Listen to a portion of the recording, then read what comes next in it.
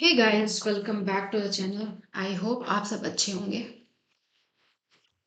This case is little sensitive, so please watch on your responsibility. क्योंकि ये case देखने के बाद मेरे ये केस दिमाग में काफ़ी टाइम तक रहा था। तो लेट्स स्टार्ट द केस। तो ये केस स्टार्ट होता है कैलिफोर्निया के टेम्पल सिटी में इन 1970, 4 नवंबर। कैलिफोर्निया के टेम्पल सिटी में एक नॉर्मल सा दिन था। वहाँ के social workers at Los Angeles county welfare office में अपना टिपिकल काम कर रहे थे, रिसीविंग फोन्स, फाइलिंग पेपर्स। तभी अचानक उनके ऑफिस में एंट्री होती है एक माँ और बेटी की। सबकी आंखें उस लेडी पे ना जाके उस छोटी बच्ची पे जाके टिक जाती हैं और सभी को तुरंत ही पता चल जाता है कि कुछ तो अजीब है। The girl was looking very abnormal. उस वो बहुत ही अनयूजुअल वे में खड़ी थी। उसके मुंह से थूक गिर रही थी। उसने डायपर पहन रखा था और उसके आर्म्स जो थे वो भी बहुत ही एबनॉर्मली पोजीशन थे। सबको पहले लगा कि हो सकता है ये एक सीवियरली ऑटिस्टिक या मेंटली इल चाइल्ड है और कुछ लगभग 6 या 7 साल की है। But this wasn't the case, she was 13।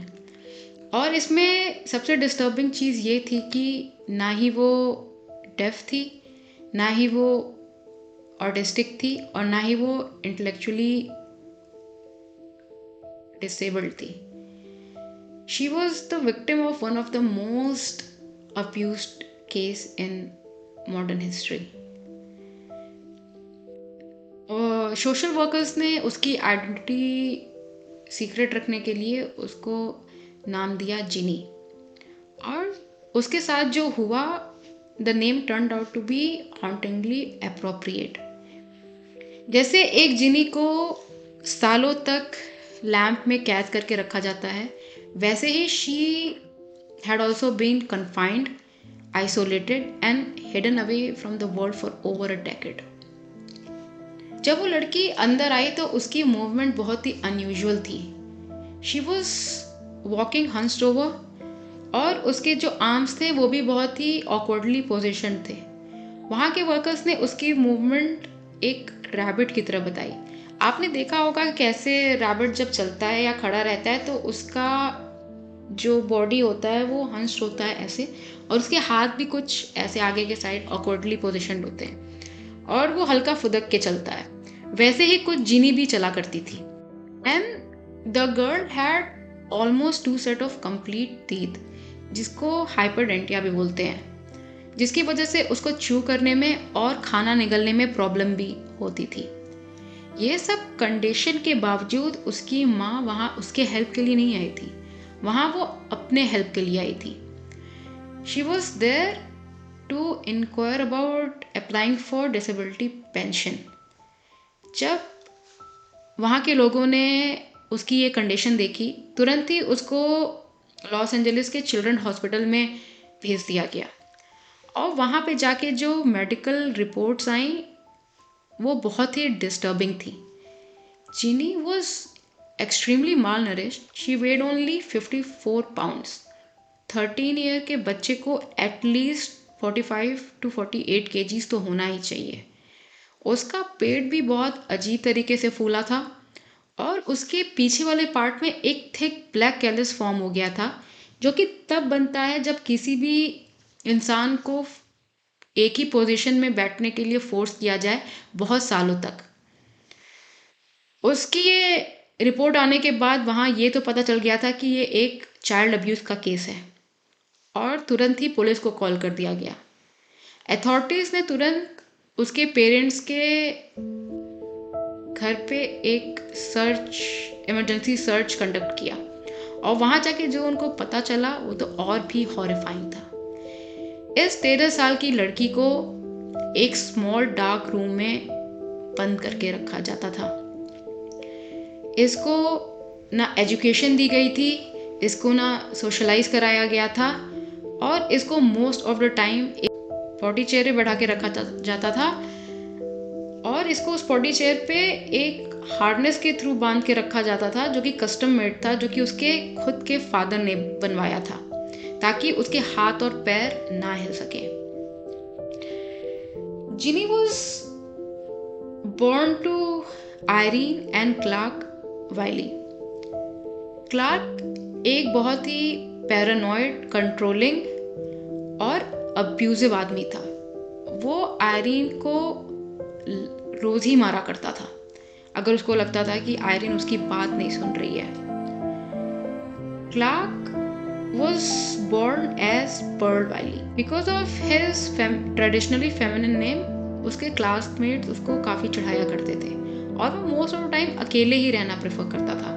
He was raised in brothel run by his mother और क्लार्क के फादर की उसके लाइफ में कोई भी इन्वॉल्वमेंट नहीं थी। उसका बचपन, मोस्ट ऑफ द बचपन उसका फॉस्टर होम में ही बीता था, लेकिन जब वो बड़ा हुआ तो उसने अपना नाम चेंज करा लिया और उसका उसकी मदर के साथ रिलेशनशिप भी अच्छा हो गया। He worked as machinist in aircraft assembly lines. In 1944, 28 September, Clark got married to Irene. जब आयरीन ने कहा कि जब उनकी शादी हुई उसी दिन उनकी दुनिया खत्म हो गई थी। शादी होने के बाद उनका वर्ल्ड धीरे धीरे छोटा होता गया और रिस्ट्रिक्टेड होता गया। आयरीन जब छोटी थी तो उनके सर पे एक चोट आई थी, वो फिसल गई थी और उनका सर जाके एक लॉन्ड्री प्रेस से टकरा गया था, जिसकी वजह से उनको न्यूरोलॉजिकल प्रॉब्लम्स हुई थी। एंड बाय 1970 उनके राइट आई में 100% और लेफ्ट आई में 90% ब्लाइंडनेस आ गई थी। क्लार्क को लाउड नॉइसेस से बहुत ही ज़्यादा प्रॉब्लम थी, इतनी कि अगर कभी वो अपने घर में भी बात करता था तो वो बहुत ही धीमे बात करता था और अगर आयरीन और वो बात कर रहे होते थे तो कभी कभी ऐसा लगता था कि जैसे वो फुसफुसा के बात कर रहे हैं। उसके घर में अगर रेडियो भी चला करता था तो वो बहुत ही लो वॉल्यूम पे चला करता था। क्लार्क को बच्चे नहीं चाहिए थे, फिर भी शादी के 5 साल बाद Irene got pregnant and when in her late pregnancy Clark ने उसको इतना मारा था कि उसको हॉस्पिटलाइज करना पड़ा था and while recovering she gave birth to a healthy baby girl. लेकिन बहुत टाइम तक वो भी जिंदा नहीं रह पाई। क्लार्क को उसके रोने से इतनी प्रॉब्लम थी कि उसने उसको एक दिन अनहीटेड कैरेज में रख दिया काफ़ी टाइम तक, फॉर सेवरल डेज, जिसकी वजह से उसको निमोनिया हो गया और उसकी डेथ हो गई। उनके सेकेंड चाइल्ड की भी डेथ हो गई थी बर्थ के कुछ ही टाइम बाद इन मिस्टीरियस सर्कमस्टांसेस। काफ़ी लोग कहते हैं कि ब्लड पॉइजनिंग हुई थी।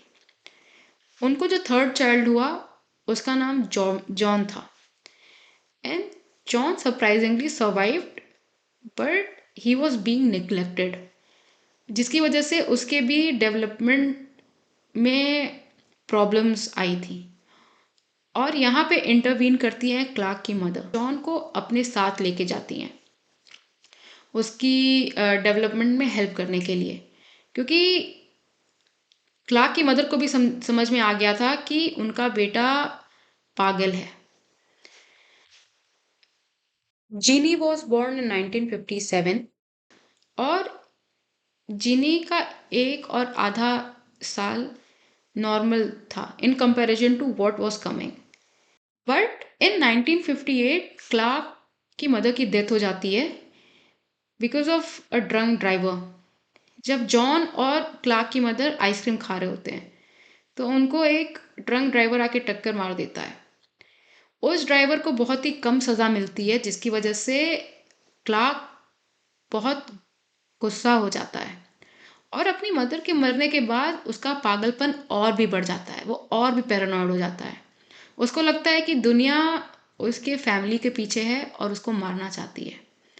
वो अपनी फैमिली को और आइसोलेट करने के लिए सबको लेके उसकी मॉम के पुराने घर में शिफ्ट हो जाता है, जिसमें सिर्फ 2 बेडरूम थे।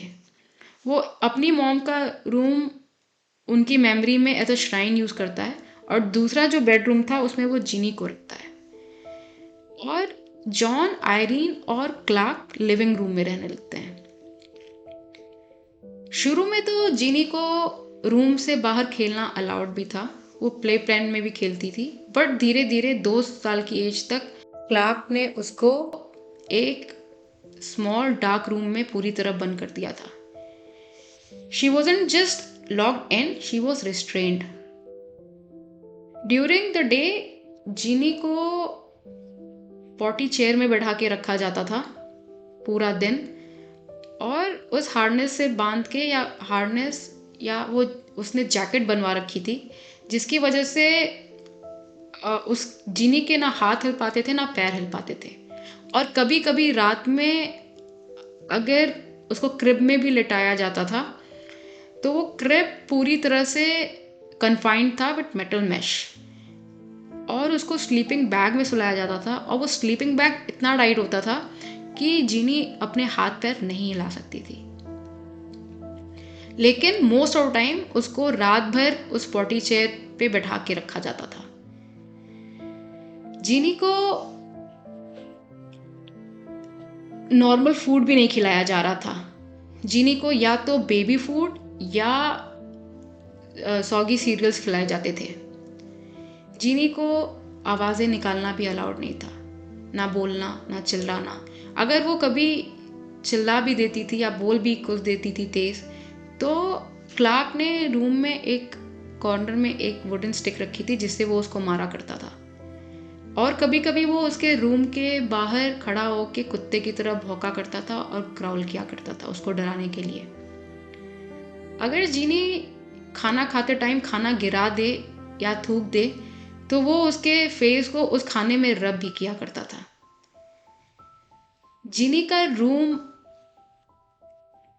पिच ब्लैक था क्योंकि उसने विंडो को भी पूरी तरह कवर कर दिया था और हमेशा पर्दे बंद रखता था।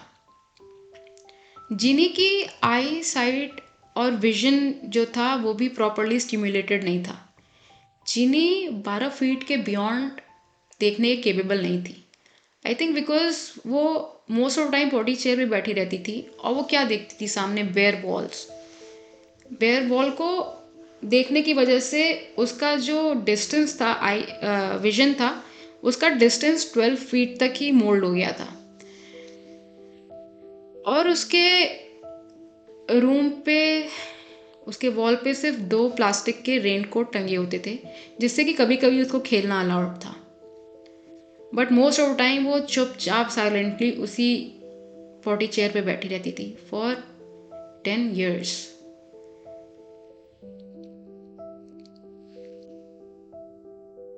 लेकिन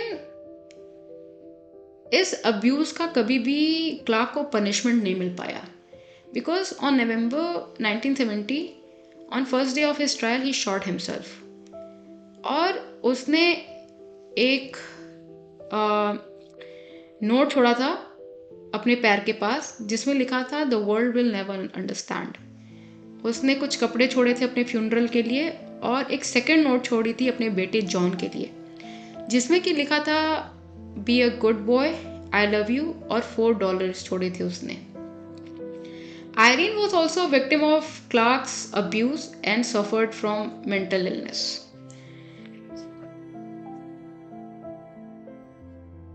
बाय 1970 आयरीन पूरी तरह से ऑलमोस्ट कंप्लीटली ब्लाइंड हो चुकी थी और एक भयंकर आर्ग्यूमेंट के बाद आयरीन ने क्लार्क को धमकी दी कि अगर वो उसको उसके पेरेंट्स से कांटेक्ट नहीं करने देता है तो वो क्लार्क को छोड़ देगी। और उसी दिन जब क्लार्क बाहर होता है तो आयरीन जिनी को लेकर भाग जाती है अपने पेरेंट्स के घर पे, और उसके 3 हफ्ते बाद आयरीन वेलफेयर ऑफिस आती है। एट UCLA चिल्ड्रन हॉस्पिटल वहाँ के जो मेडिकल प्रोफेशनल्स थे स्टेटेड कि she was the most profoundly damage child they had ever seen. और जिनी के एब्यूज़ का सबसे खराब साइड इफ़ेक्ट ये हुआ था कि she was incapable of crying. So वहाँ पे वर्कर्स ने उसकी हेल्प की by rehabilitating Genie. The National Institute of Mental Health ने एक साइंस प्रोजेक्ट फंड किया था जीनी पे, जो कि 1971 टू 1975 चला था। जीनी का केस एक ऐसा केस था जिसने साइंस को अपॉर्चुनिटी दी थी to study development and language, और उसका केस इतना रेयर था कि उसको साइंस कभी भी रिक्रिएट नहीं कर सकता था एथिकली। तो जितने भी प्रोफेशनल्स थे अराउंड एलए, सबने पिटिशन डाली थी to examine her and treat her. So जो टीम अलॉट हुई थी जीनी के केस के लिए, उसके मेंबर थे psychologist David Rigler, linguist Susan Curtiss, psychologist James Kent, special education teacher Jean Butler and Oklahoma based psychiatrist Jay Shurley, जो कि सोशल आइसोलेशन में एक्सपर्ट थे। और उनके हिसाब से Genie was the worst case of social isolation he had ever seen.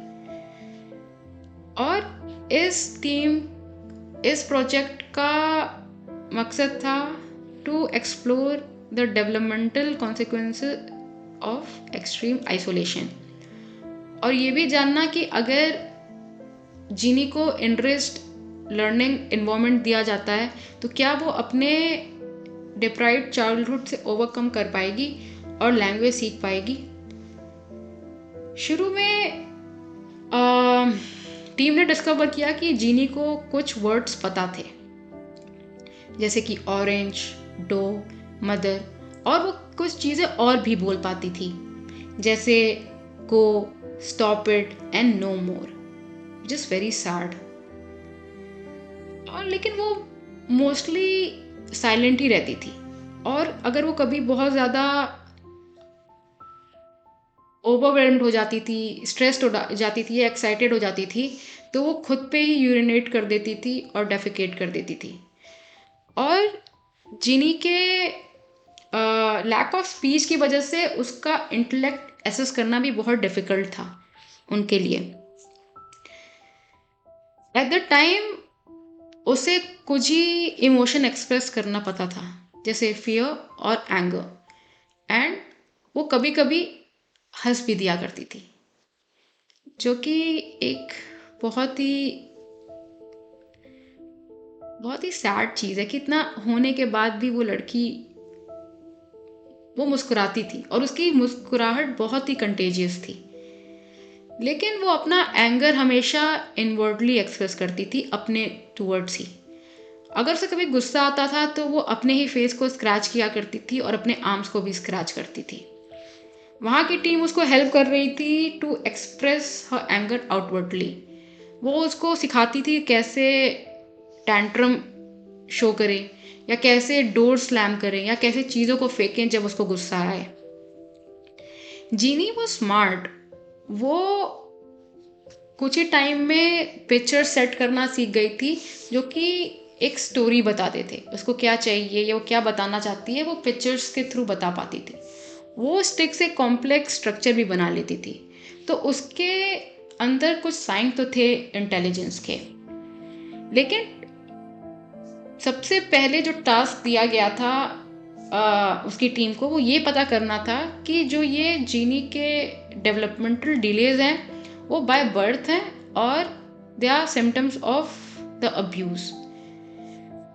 और solitary जो पनिशमेंट होती है वो हार्शेस्ट पनिशमेंट मानी जाती है। वो कैदियों को भी दी जाती है जब उनके ऊपर और कोई पनिशमेंट काम नहीं आती है। ये इतनी ज़्यादा हार्श होती है कि कुछ ही टाइम में इंसान का दिमाग ख़राब होने लगता है। तो सोचिए उस लड़की पे क्या बीती होगी जिसने ये 10 साल सहा है, उसके दिमाग पे क्या असर गया होगा। Doctor Shirley wanted to see the effect of long term isolation on Genie's brain. तो 4 रातों तक सोते टाइम जीनी की ब्रेन में इलेक्ट्रिकल एक्टिविटी को कलेक्ट और मेजर किया गया और उन्होंने पाया कि जीनी के ब्रेन में unusual number of sleep spindle form हो रहे हैं। रिसर्च ये कहती है कि जिन बच्चों में न्यूरोलॉजिकल डेवलपमेंट डिसऑर्डर देखे जाते हैं उनमें unusual number of sleep spindle form होते हैं। बट फिर भी ये इस क्वेश्चन का आंसर नहीं दे पा रहा था कि ये जो प्रॉब्लम है वो जीनी को बाय बर्थ है या फिर ये सिम्टम है उसका ये सिम्टम है उस अब्यूज़ का। Genie was taken into care by November and by spring उसको 100+ वर्ड से ज़्यादा वर्ड्स पता थे, 100+ वर्ड्स पता थे। And by end of the May she was repeating words that were being spoken around her. उसे ड्रेस करना आ गया था अपने आप को, उसको च्यू करना आ गया था, उसको स्केच करना आ गया था। वो स्केच कर लेती थी अपनी स्टोरी बताने के लिए कि उसको क्या चाहिए क्या नहीं चाहिए, और वो अपने आप को नहला भी लेती थी, वो खुद से टॉयलेट यूज़ कर पाती थी अब, और धीरे धीरे क्लासिकल म्यूज़िक को भी पसंद करने लगी थी। लेकिन जीनी अभी भी कुछ एरियाज़ में काफ़ी स्लो प्रोग्रेस कर रही थी। वो च्यू तो कर पाती थी लेकिन अभी वो 1 साल के बच्चे की तरह च्यू करती थी। जीनी को शॉपिंग करना, कलर्स और बीच बकेट कलेक्ट करना बहुत ही पसंद था।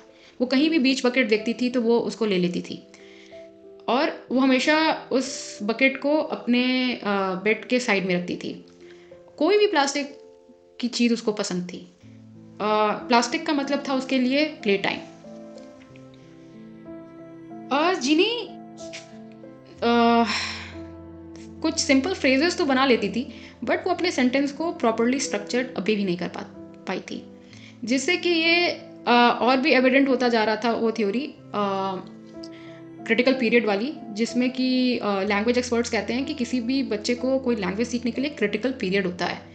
उसका एक एज होती है 5 to 10, जहाँ पे अगर उसको उस लैंग्वेज से एक्सपोज नहीं किया जाता है तो उसका हमेशा ग्रामर में ग्रास्प या वो प्रॉपरली उस लैंग्वेज को अडाप्ट नहीं कर पाता है।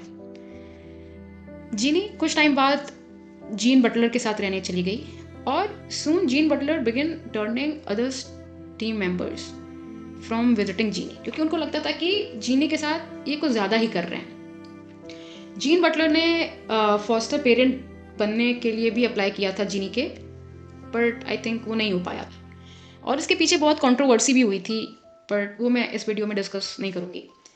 फिर जीनी डेविड रिगलर के साथ रहने चली गई और डेविड रिगलर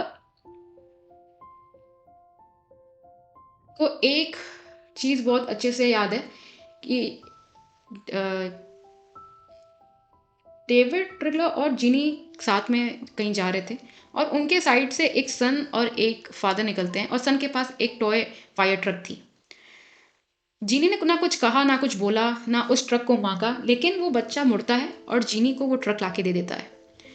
ये जीनी ऐसा उसके पास कुछ तो था जिससे वो बिना बोले वो अपनी चीज़ों को बता पाती थी। She did this kind of thing somehow to people. और उनकी टीम का मानना था कि Genie was a powerful non verbal communicator. Doctor Kent ने सजेस्ट किया था कि जीनी को सबसे पहले रिलेशनशिप और अटैचमेंट फॉर्म करना पड़ेगा, क्योंकि उनके हिसाब से अगर जीनी अटैचमेंट और रिलेशनशिप फॉर्म कर पाती है तभी then she is also capable of learning. 1 महीने तक किसी ने कोई भी चीज़ नोटिस नहीं की in regards to Genie forming relationship, any kind of relationship, positive और नेगेटिव। एक दिन जब डॉक्टर केंट जा रहे होते हैं तो जीनी का चेहरा सैडनेस में चेंज हो जाता है और वो यहाँ तक उनका हाथ भी जाके पकड़ती है उनको रोकने के लिए। इसकी वजह से उनकी टीम बहुत ही ज़्यादा इनकरेज हो जाती है। Got enrolled in nursery school और बाद में जाके उसको public school for children with special need में भी उसको एनरोल करा दिया जाता है। जीनी धीरे धीरे प्रोग्रेस कर रही थी, लेकिन 1975 में ये प्रोजेक्ट की फंडिंग बंद हो गई और तब तक जीनी की मदर का भी आंखों का ऑपरेशन हो गया था और उनकी थोड़ी बहुत आईसाइट वापस आ गई थी। तो जीनी को उसकी मदर के साथ रहने भेज दिया जाता है उसी घर में जहाँ पे उसको इम्प्रिजन किया गया था। I don't think it was a good decision और बाद में चल के डिजास्टर्स ही हुआ। जीनी की माँ उसकी टेक केयर नहीं कर पाई और उसको वापस से स्टेट केयर में भेज दिया गया। लेकिन इस बार जो फॉस्टर होम्स थे वो अब्यूजिव थे और जीनी रिग्रेस्ड। जीनी वापस से बोलना बंद कर दी। जीनी ने मोस्ट ऑफ चीज़ें जो सीखी थी वो सब भूल चुकी थी। जीनी अब जीनी ने बात भी करना बंद की थी और वो 5 महीने तक कुछ नहीं बोला था। उसने अपने आप को एकदम शट कर लिया था। जे Shirley visited her on her 27th and 29th birthday and she described her as silent, depressed and chronically institutionalized woman. आखिरी उसकी रिपोर्ट 2011 की है जहाँ पे बताया गया कि अभी वो स्टेट केयर के अंदर ही है और वो अब जिंदा है कि नहीं पता, किसी को पता नहीं। जॉन को भी आगे चल के काफ़ी प्रॉब्लम झेलनी पड़ी थी उसके पास्ट की वजह से। ही सेड कि उसका जो होम था वो एक कंसंट्रेशन सेंटर था और नॉर्मल क्या है उसको कभी पता ही नहीं था। जब जीनी के ऊपर सारी दुनिया कंसंट्रेटेड थी तो उसको लेफ्ट फील्ड में छोड़ दिया गया था। क्लार्क के मरने के बाद जॉन अपने नाना नानी के घर मूव कर गया था। उसके बाद वो अपने फ्रेंड्स के साथ भी रहा कुछ टाइम तक और कुछ बहुत टाइम तक उसने ऑड जॉब्स भी ली। वो नेवी में भी गया लेकिन उसको 6 महीने बाद ही डिस्चार्ज कर दिया गया। उसको अल्कोहल की प्रॉब्लम और बाद में चल के उसका डिवोर्स भी हो गया था। बट फाइनली वो एज अ होम पेंटर काम करने लगा था। उसके बाद से जॉन ने लास्ट ABC को अपना इंटरव्यू दिया था। उसके बाद से उसका कोई पता नहीं वो कहाँ है या क्या करता है। आई थिंक ये ट्रेजिक स्टोरी थी for Genie as well as John. Genie जिस लड़की ने अपना पूरा चाइल्डहुड अब्यूज़ सहा और फिर उसको एक रीजनेबल वर्ल्ड में लाया गया जहाँ पे उसने अपने आप को ओपन करने की कोशिश की, फिर उसको उसी खाई में ढकेल दिया गया जहाँ पे उसकी सोल ब्रेक हो गई और फिर उसने कभी ट्राई भी नहीं किया दोबारा। जब मैंने ये केस पढ़ा था और सुना था तो आई वॉज सो सैड कि अभी भी कितने ऐसे बच्चे होंगे जो अभी तक ये अब्यूज सह रहे होंगे, बट किसी को उनका कोई पता नहीं है। बट आई होप कि जिनी जहाँ भी हो खुश हो या जहाँ भी हो अच्छे से हो। और इस केस को यहीं पे एंड करते हैं और मिलते हैं नेक्स्ट वीडियो में with more interesting videos. Thank you so much.